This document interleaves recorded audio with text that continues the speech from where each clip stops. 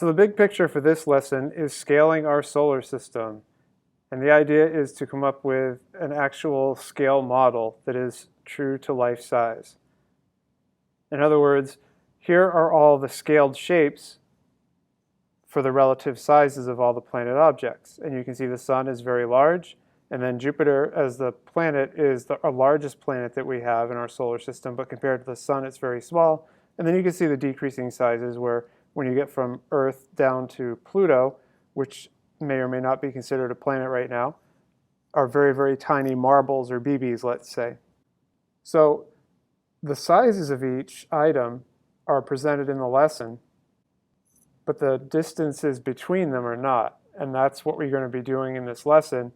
And that's what you're going to be doing in this lesson. You're going to be using proportions to calculate based on the size of each object and the actual scale distance that you're using. And I believe it's 1 yard. And I believe it's 1 yard equals 3,600,000 miles.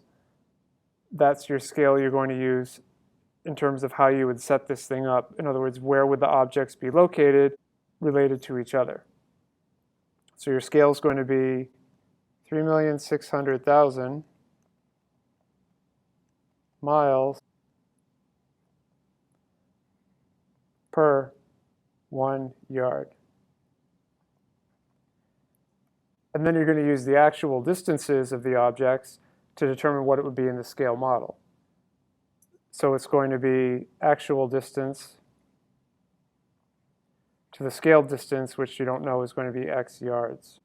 So by the time we're done here, you should know exactly how far each of these objects would have to be from each other if you were to build this actual scale model based on the objects that are used for modeling in the lesson.